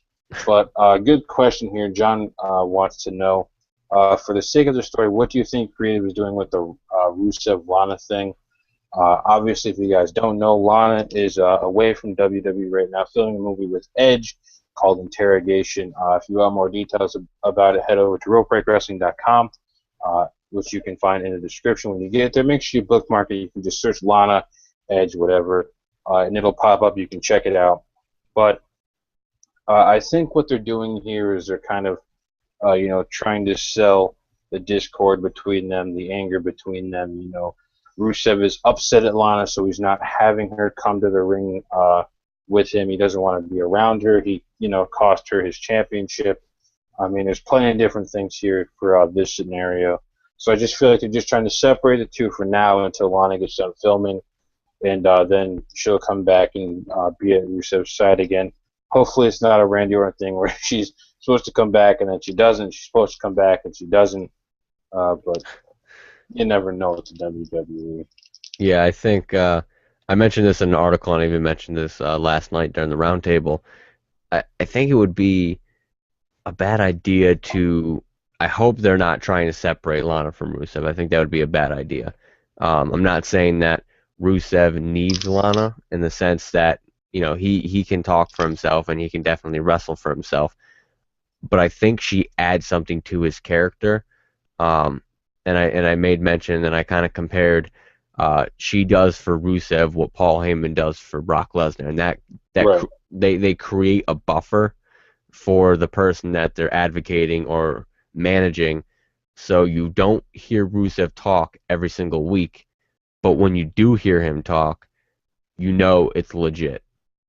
Um, and I think without that, it become oversaturated. I think also I feel like having Lana there being Rusev's manager makes him feel that much more important. It makes him feel like that main event star. It just adds a lot to his character. So I think that getting rid of that would be a bad decision. I'm not saying that that's where they're going, but hopefully they don't go down that path. I think having Lana with Rusev is not. I think there are probably people who think that that's a crutch. He has a manager because he can't speak or whatever the deal is. Because there are managers that obviously do that. Paul Heyman is one of them. He's been with people who can't really speak, so he kind of becomes their mouthpiece. He was that with Brock for a while, but I think now Brock is coming to the point where you know he has a similar promo style to Rusev, to where it's not as pretty and as clean cut as a lot of the other guys' promos, but it's authentic. When you hear Right. Brock It's speak, authentic. It's real. absolutely, when you hear Brock speak, when you hear Rusev speak, you believe it. And I think Lana, being his manager is a good thing. I think they need to keep that going for a while. Hopefully, this is just being done, like you said, for the movie to keep her off TV, and then she'll come back and do what she wants to do, and stays with him. That's just the way that I see it. That's the way that I would book it. I would keep them together for as long as possible. I absolutely agree. I mean, props to Lana for taking that bump at WrestleMania on Sunday. Absolutely. There were reports last year of her possibly transitioning into wrestling, which would be interesting to see. But I mean, obviously, we have no details or any more details about that at this time. But we move on to the main event of Monday Night Raw: Rollins, Big Show, and Kane versus Randy Orton, Ryback, and su- surprise, Roman Reigns shows up as the third man for Orton's team. I don't know. This was I was surprised. it, I didn't see it coming at all. it's really tough to find something good about this main event. I don't. It was just, I don't It know, it was didn't just, live up to the other. It just didn't live up to the hype of the show.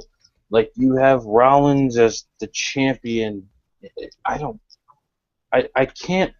I'm not saying it was bad, but I can't find anything good or anything special about this main event. I just feel like it really fell flat on its face after you had these amazing first 2 hours of show, and then Raw just kind of teeters off towards the end, and all the gas is run out of the tank, and the crowd is so bored that they're doing the fucking wave. And instead of focusing on the match, the camera's panning back and forth around the whole arena, which I thought was cool. But still, I, I'm not gonna say it was a bad match, but I just can't find anything that I liked about it. I think you hit the nail on the head when you said there's nothing special about it. Because I agree with you, I don't think it was bad. I've seen bad. I don't think that was bad. I don't think it was Right. great, but there was nothing special about it. When you think of a post Mania Raw, you think fantastic matches, great finishes to the main event, some kind of swerve. You're thinking something special. And like I said to you before we came on air, when you have a Raw like this, you base the second and third hour of what you saw before it. So you got your first hour, gold. So now you're expecting the same or better out of the second hour. Second hour, gold, even better than the first. So now you move on to the third. You're expecting, because the first was good, the second was even better. In your mind, you're hyped up. You're like, oh, this third hour is going to be even better. And when it doesn't come close to even the first, you're kind of left scratching your head and you're kind of disappointed. Um, because the third hour was definitely snore fest. I mean, I felt like taking a nap. I was like, none of these matches make much sense.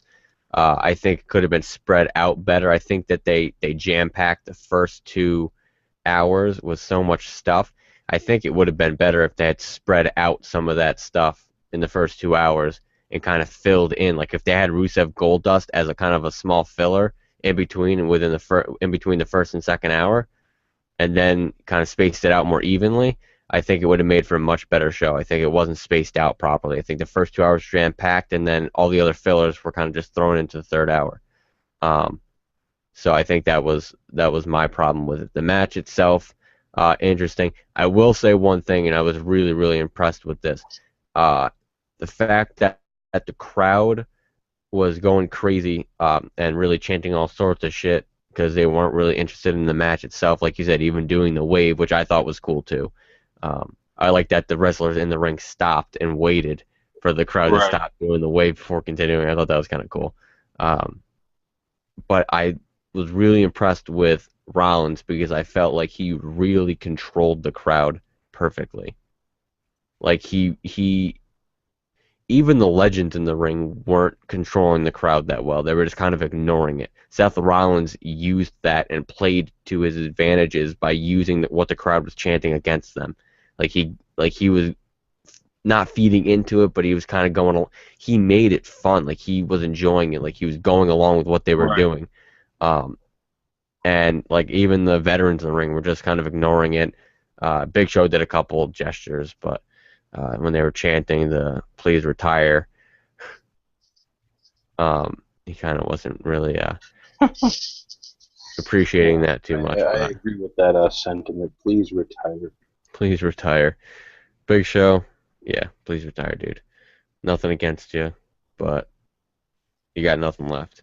Same thing with Kane, dude. Go away. Actually, me and Oz were talking, and we are kind of like half expecting, like Oz wasn't half expecting. I should say I was half expecting, or half hoping, I should say, that the third spot was going to be filled by the Undertaker, or the second spot was going to be filled by the Undertaker, which would set up to Undertaker versus Kane, WrestleMania 32, and their last matches, they set it up where the Undertaker tells Kane the only way you can beat me is if you dig deep and find your inner demon. Then we get return of classic Kane, and then Kane versus Undertaker, and they both ride off into the sunset.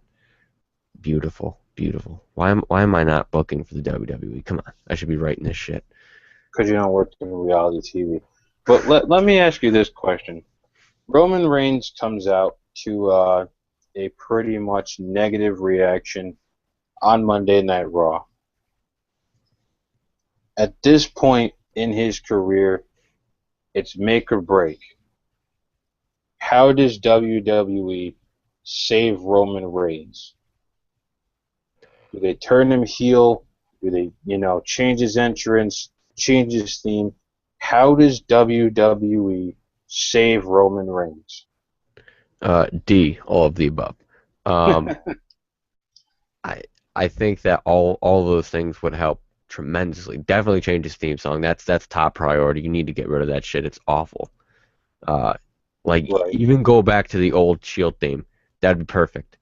Because what you got now is not even remotely close. It was kind of like, And as Oz says, a kid's bop version of. the thing that disappoints me about it and him having that song is when the Shield finally gets back together for another short run, it's not going to be a huge pop because people are going to think, oh, Roman Reigns is coming out to the ring, not, oh shit, the Shield is here.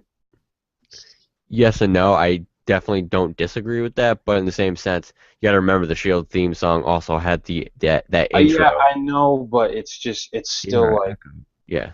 I know what you're saying though. I completely it's I hear not you. I as know what you're saying. special anymore. That's I what I'm saying. I can agree with that. It's definitely not as special. So yeah, that would definitely help get rid of that. Change his gear up a little bit. Just kind of. Well, they did change his vest. He has his logo on there now, which is like the lazy Undertaker logo. Dude, the guy is super jacked. There's a picture on WWE.com of him after WrestleMania walking up the ramp and he takes the vest off. This dude is super jacked. And Yep. Vince has a fucking hard on for bodybuilders. And yet they're having this fucking guy wear a vest on TV. Like, what the fuck? Yep.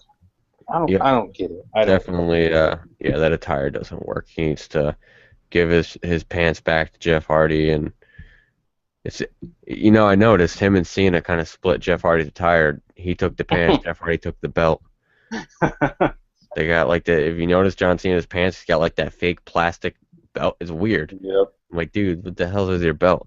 But they printed hustle, loyalty, respect on it, so now it's cool. Um, yeah, I think all those things, and definitely, I think turning him heel. I understand storyline wise, it might not work because, he wants revenge on Reigns on Rollins. Reigns wants revenge on Reigns. He's pissed off at himself. Uh, Next week on Raw, Reigns visits Dr. Shelby.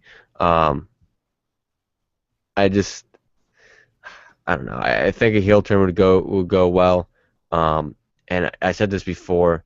I think having him as a Paul Heyman guy would be huge because that's what he needs. He needs a guy. He needs that mouthpiece. And I think Heyman's been really vocal. I've seen him in interviews. He wants to help Roman. He's even said himself, "Just be yourself." So he wants Right. to see him do well. He really has a lot of passion for him.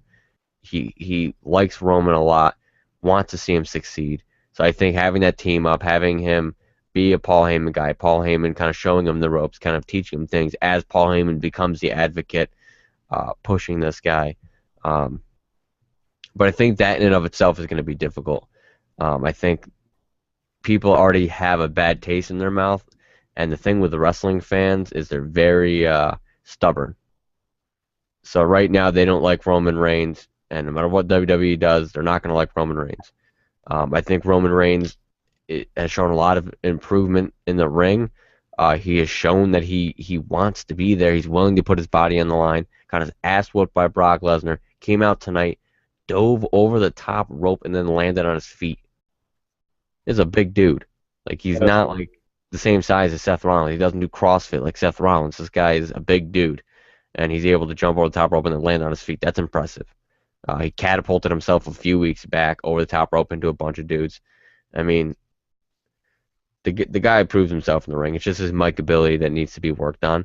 So as it was Mic posted by ability, his character development, yep, I think absolutely. that's the biggest thing. As it was posted on the Rope Breaks Twitter account, he didn't get the title like everybody was worried about.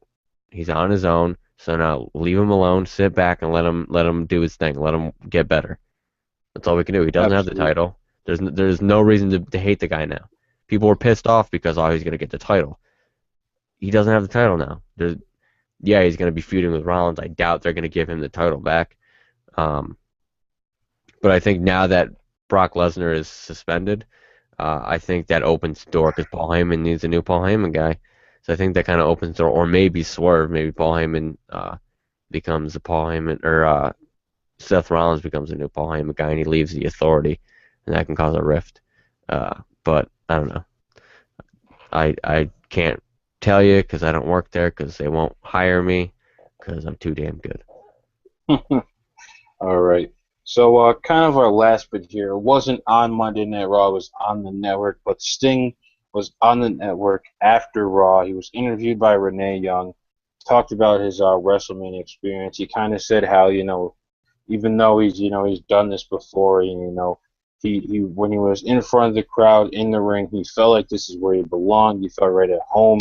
And then he said that he doesn't know where things go from here, but if WWE, reaches out to him, he will grab back, whatever opportunity they give to him. And if not, then he's happy with what he's done. So hopefully we do get Sting versus Taker next year at WrestleMania 32, and you can give those guys a proper send-off. If not, Sting got a pretty good send-off at WrestleMania 31. Undertaker came back and got a victory at 31. So if not, if it doesn't happen, they both, win out in good fashion. But Yep. now it's time to slowly close out the show here. So Matt, Excuse me, you sir. know what time? What? You completely brushed over the return of Bo Dallas We don't. No. Shut up. and Shut up. his awesome. You just don't believe I this don't, and I awesome never will. goatee. That I never goatee is will. badass. I'm gonna buy a Bo Dallas shirt. I'm gonna wear on every React. I I will take you to Suplex City, bitch. Um, but all right, we need to slowly close out the show here.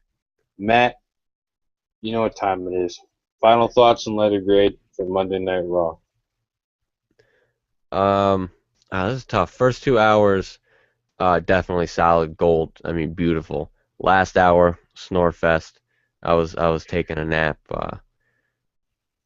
Just not into it. I was on my phone. I was talking to Oz. I was not even really paying attention to that much.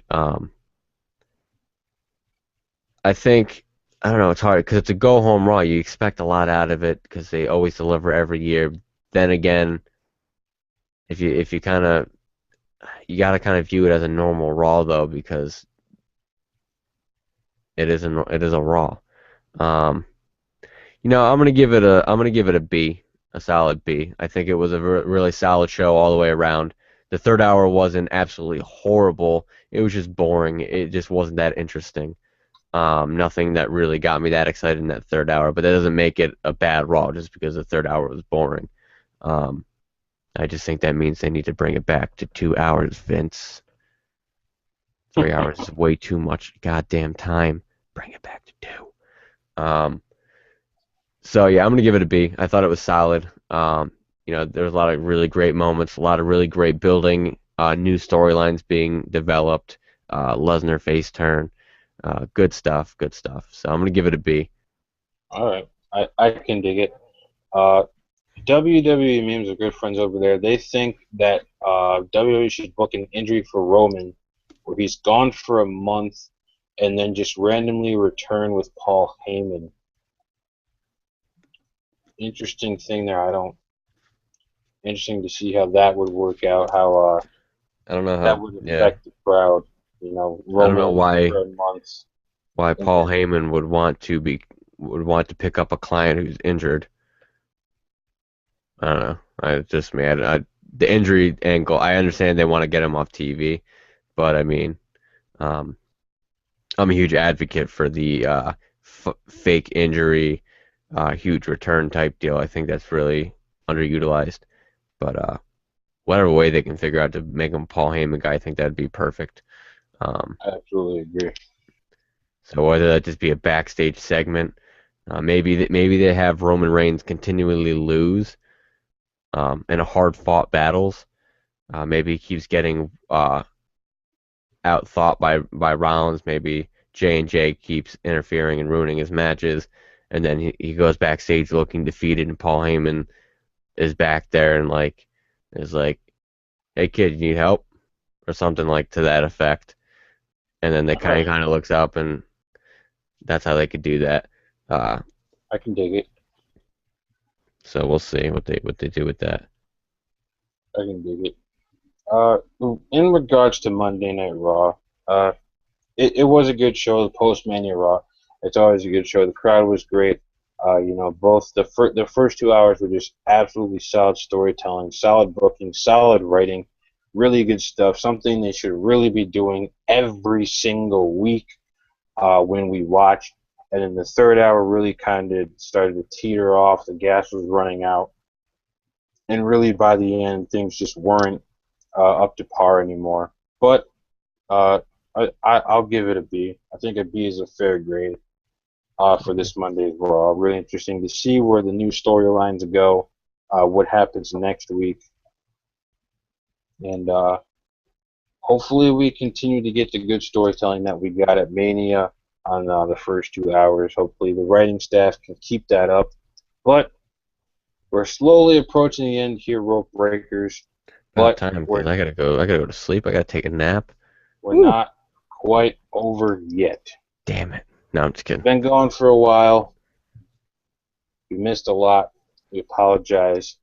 We know you've missed one thing in particular. Matt, it's time. Oh God, I don't think you should. This is too much power. I don't think they're ready for this. I'm ready for this. I haven't done it in a long. It's been a while, dude. It's been a long time since I've done this. I don't even know if I remember how to do it. I'm just kidding. I remember how to do it. Um, so if you are fans of Rope Break, which you're here watching, telling me you're obviously fans, uh, which tells me you follow us on Twitter and you like us on Facebook. And if you don't follow us on Twitter or like us on Facebook, then you best get to doing that. 'Cause and how the hell are you even here? How'd you find this page? I, I don't know. You're a magician. Um, but if you're a fan of this page, fan of this website, you love Rope Break, you love what we're doing, we really appreciate that. But you got to do us a favor. You got to go and you got to tell your friends about us because if you're not letting them in, you're being neglectful. This is a lifestyle. If you're not letting them into the rope break lifestyle, then you're just being a terrible, neglectful friend. Go tell them, be like, yo, I got this wrestling website for you.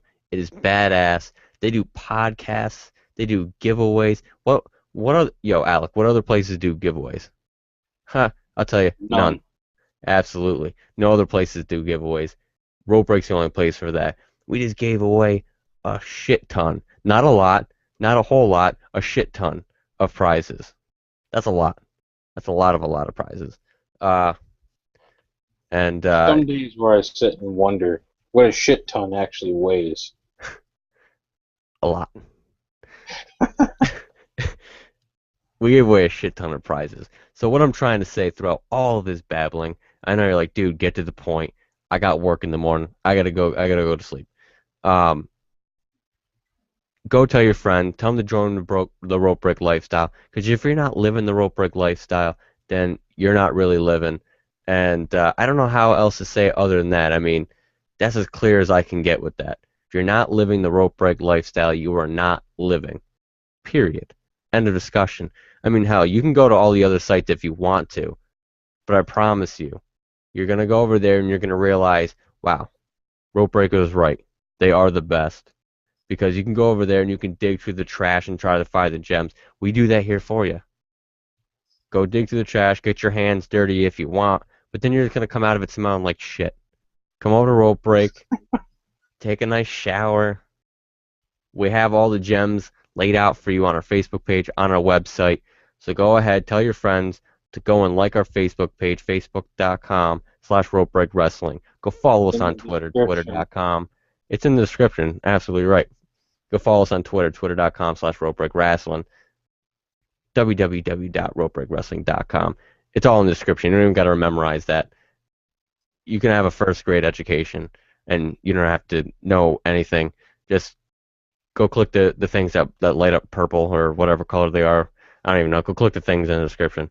Um, but it's all you got to do. It's not hard. And then guess what? Now you're alerted whenever we do a podcast. Now you're alerted whenever we do one of our awesome giveaways. We gave away like I'm gonna say it again, a shit ton of giveaway prizes. We gave away a ton of DVDs. We gave away Shawn Michaels' new book. We gave away a foam fist, which I know everybody wanted that prize. I was jealous. I kind of wanted to keep it, but I was told, I co-own this site, so I can't really keep the prizes. Uh, and we ship everywhere. We got that question too. Somebody's like, "Oh, you don't really ship, you don't ship all the way out here, do you? All the way out in what is it, Germany?" Yeah, we do. We ship everywhere.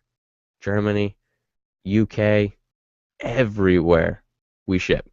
So don't. Everybody's allowed to join in, and your friends are allowed too. So go tell them. Go tell them to come on over here. Tell them to be a rope breaker. Tell them to join the greatest movement in the history of the internet. Yeah, I went that far. Greatest movement in the history of the internet. We're here to stay. We're not going nowhere. And come join us to the rise to the top, because that's exactly where we're headed. That's all I got to say about that. Matt said it best, and I will announce now that our Facebook has finally hit 4,000 likes. So That's thank you to all the rope what I'm breakers who talking have about. stuck with us throughout this year and a half almost that we've been around, and continue to get our likes up. And like Matt said, tell your friends to like our Facebook page, follow us on Twitter, and like I say, if you don't have a Twitter, I don't give a shit. Go make a Twitter just to follow Rope Break. You can get first-hand announcements on our giveaways, podcasts. You can see what Aussie's saying during Monday Night Raw. You can get our articles. All that shit is on there. So go do it. I don't care. Just go and do it. And, of course, ropebreakwrestling.com. Go there, bookmark it. You'll never have to visit another wrestling set again. That's how good we are. We get you the best goddamn stories every single day. There's no digging through the trash, like Matt said. We just get you the best as fast as possible. That's what we do because that's what Rope Break is. It's for the fans, by the fans, and that's how it always will be. And then, of course, if you guys want to help us out, you want to help make these podcasts better. You want to help help us get you guys bigger giveaway prizes, make our giveaways bigger and better every single time. Go to our Patreon page at patreon.com/ropebreak. You can donate any amount of money you want, and that'll help us, just continue to build Rope Break. And if you don't want to do Patreon, and you just want to do a one-time donation, there's a donate button on our site. Go there. You can give a one-time donation to Rope Break Wrestling, and it'll help us help you If be you part of the if you're best goddamn wrestling site in the world. if you're if you want to help Uncle Matt Donato out No, and stop. get my Forever internet, stop. Forever stop. if you're tired of my internet constantly cutting out, Patreon can help you with that. We should just get you a Kickstarter. Save Matt's internet. There we go. I'm gonna start my own Patreon and my own Kickstarter. I'm gonna start one of every single donation site I can possibly go to. I'm just gonna start my own website. It's gonna be like Jesus. SaveMattsInternet.com. This isn't Breaking Bad, man. It's not SaveWalterWhite.com. Save there But we go. Exactly. Yep. but either way, it is time to end React After Raw. It's been great being here with you guys, Matt. It's been great talking tonight. Thanks to all the Road Breakers who commented. Thanks to all of you who watched. Thanks to all of you who will watch. It's been a great show. And of course, we will be here next week live again right here on this YouTube channel. Make sure you like, share, and subscribe. And then make sure you tune in on Thursday for Thursday Night Sharpshooter with Aussie. It's a great show. One of the best shows out there. The production value is insane. So make sure you go check that out. If you got nothing to do now, you want to stay up all night, go check them out. Go check out some episodes of the Sharpshoot. Go watch our reaction show. Go watch our roundtable. Go watch more React After Raw. And if you want to dig back in the archives, you can find Before the Bell. I don't know if that show's ever going to return, but if you Oh, it's want to gonna check it out, return. that It's gonna return. Don't you worry about that. that is Matt's podcast, which has been missing like Randy Orton was for plenty of months now. But that's it, guys. That is our show. Thank you for tuning in, and we'll be here next week. For everyone here at Rope Break Wrestling, that's Matt. I'm Alec. This has been React After Raw. And get out of the bleachers and get in the ring with Rope Break. Good night, everybody.